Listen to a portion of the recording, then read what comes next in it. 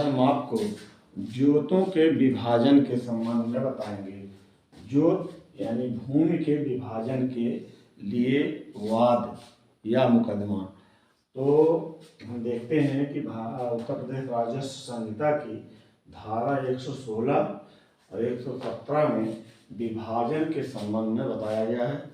और राजस्व संहिता में दो तरह की भूमि होती है, एक होता है मिन जुमला घाटा और दूसरा है संयुक्त घाटा या तनहा। तो मिन जुमला घाटा उसके लिए विभाजन की व्यवस्था धारा 30 धारा 2 में बताई गई है और संयुक्त खाते की विभाजन की स्कीम जो है वो धारा 116-17 में बताया गया है। तो अब हम देखते हैं संयुक्त घाटों की, जिसमें सहखातेदारी हो, एक या दो से अधिक लोग हों।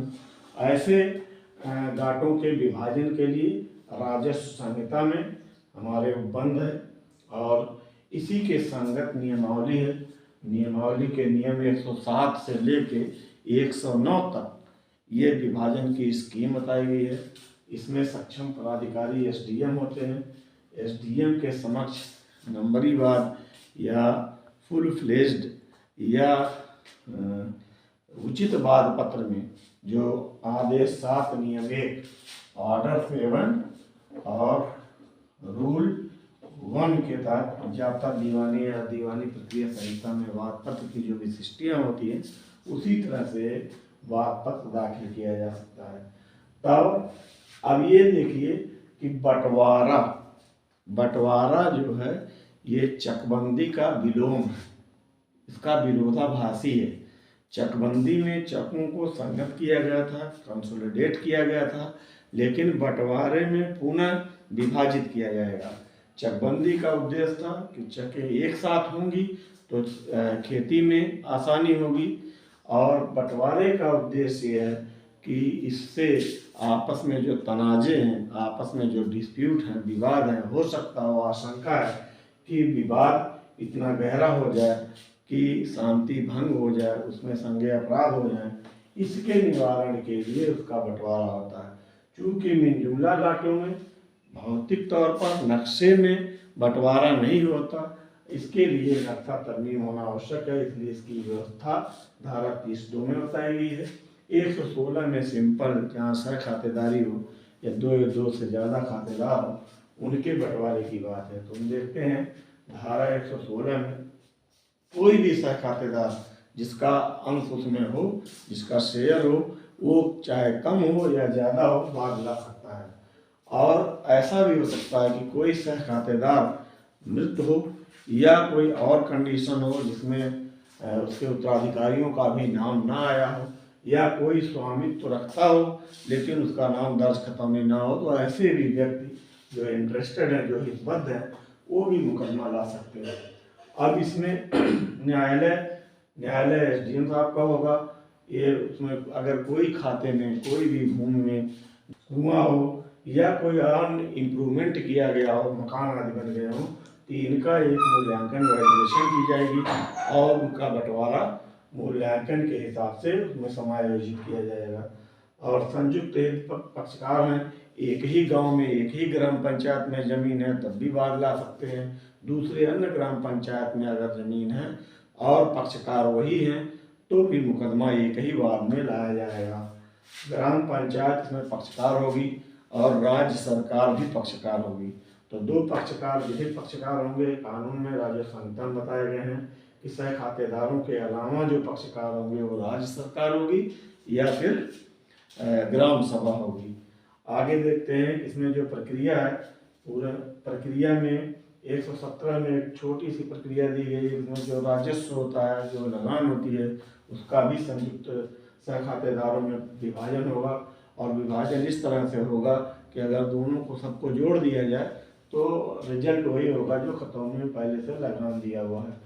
अब नियम 7 में दावे में पक्षकारों के नाम, जो प्रतिवादी हैं, जिनको प्रतिवादी बनाया गया है, उनका भी नाम, जो वादी का जो दावा कर रहा है उसका अंश, वो अपने अंश का निर्धारण करेगा कि हमारा इतना अंश में है, बताना पड़ेगा।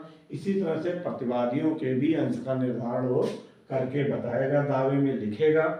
अब दावे में यदि प्रतिवाद, ऐसा भी हो सकता है कि बाहरी हो, बैनामे से ज़मीन हो, तो वादी को ये ना पता हो कि दूसरे अन्य प्रतिवादियों का कितना शेयर उसमें है, तो ऐसी स्थिति में वो ये अनभिज्ञता, अज्ञानता जाहिर करते हुए लिख सकता है। लेखपाल जब कुर्रा बनाएंगे, जब पार्टीशन करेंगे, जब एक ड्राफ्ट तैयार करेंगे, तो उस वक्त उनका अंश निर्धारित करेंगे। एसडीएम साहब ही जो है प्रारंभिक डिग्री पारित करेंगे और प्रारंभिक डिग्री में व्यवस्था बनाएंगे कि किसका कितना अंश है, इनके अंश के हिसाब इस तरह से बंटवारा किया जाए। और तदनुसार लेखपाल जो है वो एक स्कीम तैयार करेंगे और बंटवारा कुर्रा बनाएंगे। उन्हें एक बहुत ही महत्वपूर्ण इसमें बात यह है कि सह खातेदार, जितने भी सह खातेदार होंगे, सबको जमीन अनुपात में उस जगह पर दी जाएगी।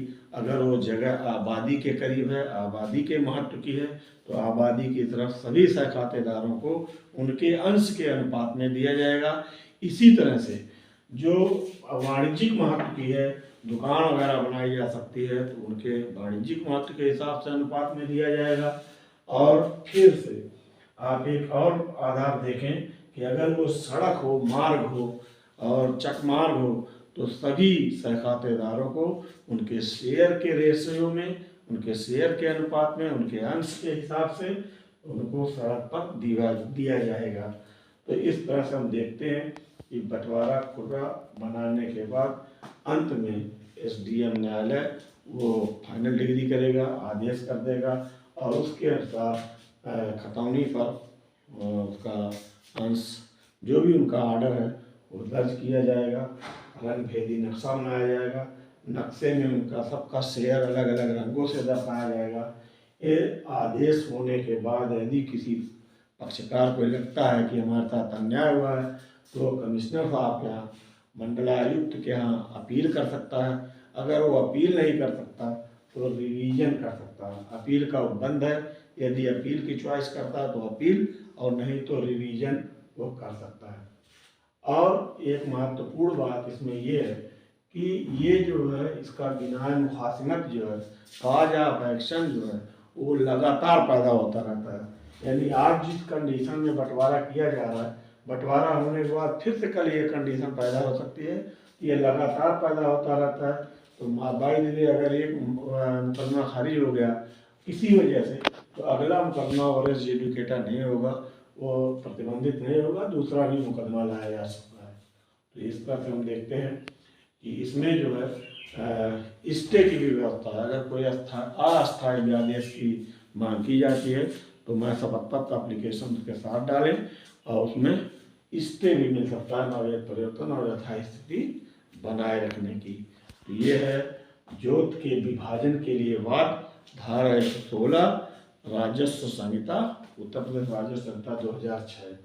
अगली बार हम फिर एक नए टॉपिक के साथ आपसे मिलेंगे। Thank you.